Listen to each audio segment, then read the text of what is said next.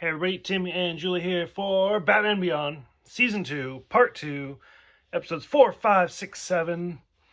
It bothers me that it's like an uneven number, but it is what it is. It'll straighten itself out once we get to Season 3. So, as always, start from the top, work our way down. Lost Soul, Robert Vance, who's kind of interesting. So Robert Vance is like this old computer, whatever, about to die, puts his brain in a computer. His grandson, Bobby Vance, then finds it in the present day, which is Batman Beyond era.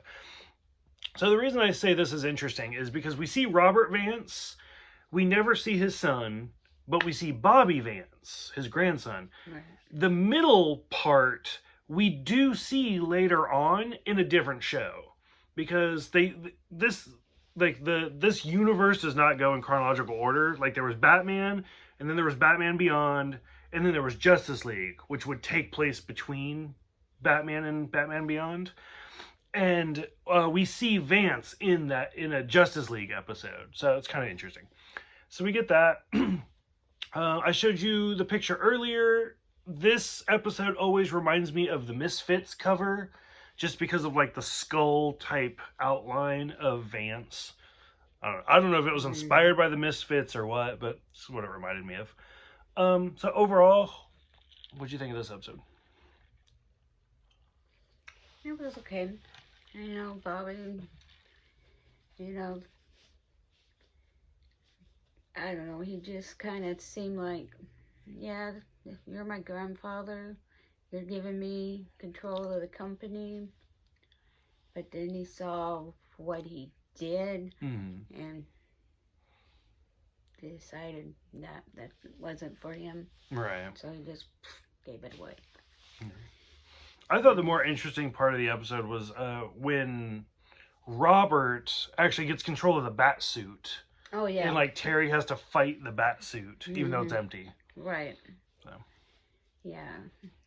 When they took over that suit and Terry's out there,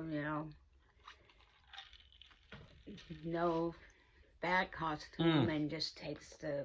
It was like Nightwing's thing, yeah, glasses out of the case and puts them on, and he's still got things accomplished. All right. Next episode, whatever that word is, Hidden Agenda.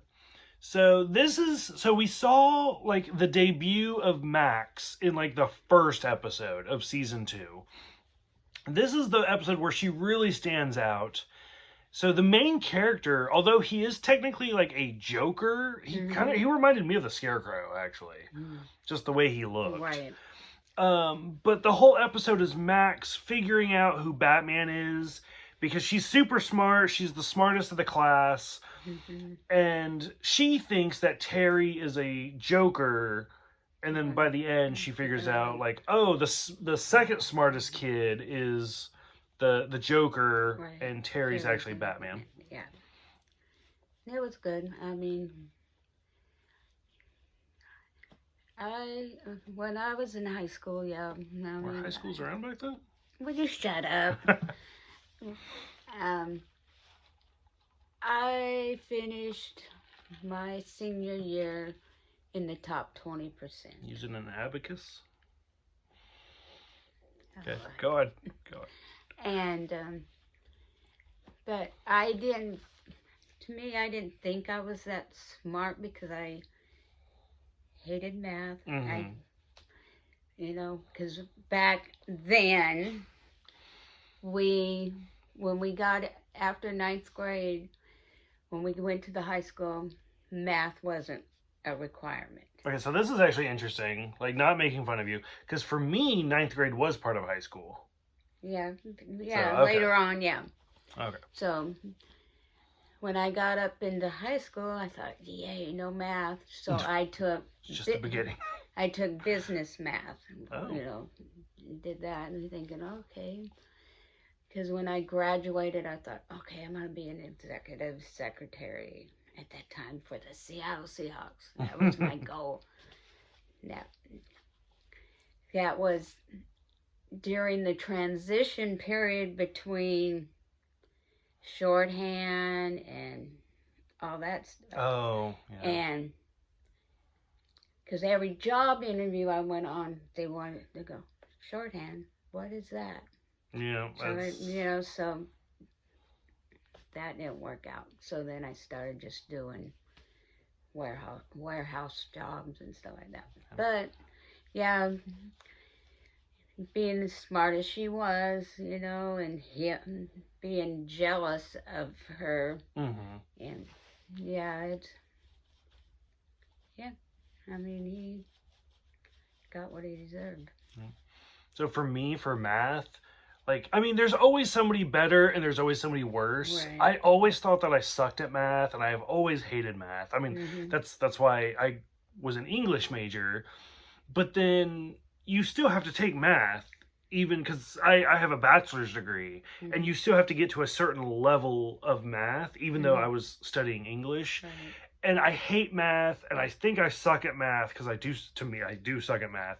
But then I kind of talk to other people, and I'm like, oh yeah, it's this, this, and this, and this. And they're like, how the fuck do you know that? And I'm like, oh, that's basic geometry.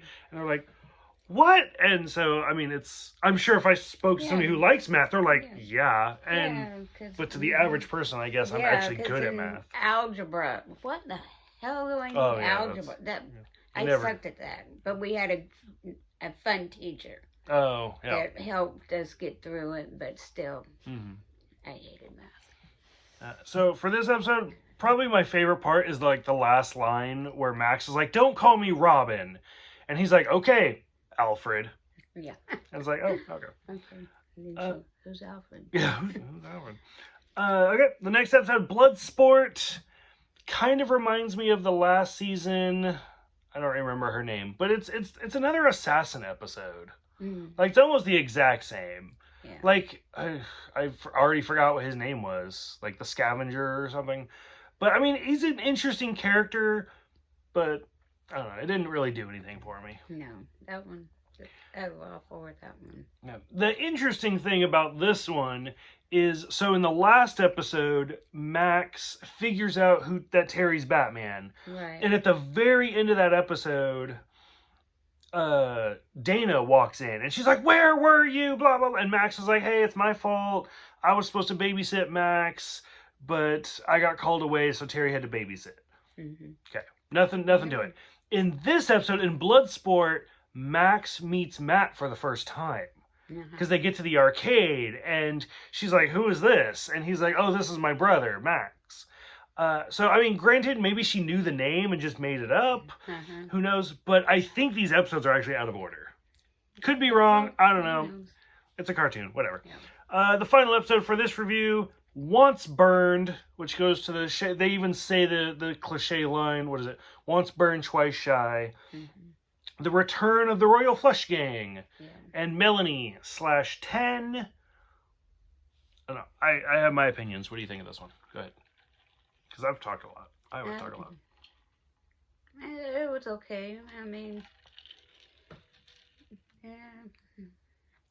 There at the end, towards the end, her and Terry were kind of, or he was feeling sorry for her or something, and he was helping her out, but then she, I don't know, went back to her ways. And it still reminds me of Catwoman. Yeah, like it's a very Catwoman. Yeah, like she's bad, but she's good, but she's bad. Yeah. And then it also makes Terry kind of a bad guy, because at one point Dana calls and he's like, "Oh, I can't hang out tonight," and then he starts making out with Melanie. So he's like cheating on Dana. So, right. But then at the end, like his redeeming is he throws away the note without even reading it. Right. So it's like, but still, I mean. Yeah. What was that? Oh, nothing. Yeah. Yeah. So the whole thing is just like, I mean, nobody's a good guy in this episode. No. Okay. Any closing thoughts for these 4 episodes? A couple of them were okay. One was not good at all. And yeah, they were good. Okay. So for those who have seen it, what do you guys think of the Misfit Lost Soul character? What do you think of the Jokers and Max? What do you think of whatever the assassin's name is? I think we do see him again, though. I can't remember. I don't know. That's the fun part about rewatching things. And then what do you think of the Royal Flush Gang and Melanie? Go ahead, let us know so we can talk about it. Thank you guys for watching. Thank you for subscribing. We'll see you guys next time.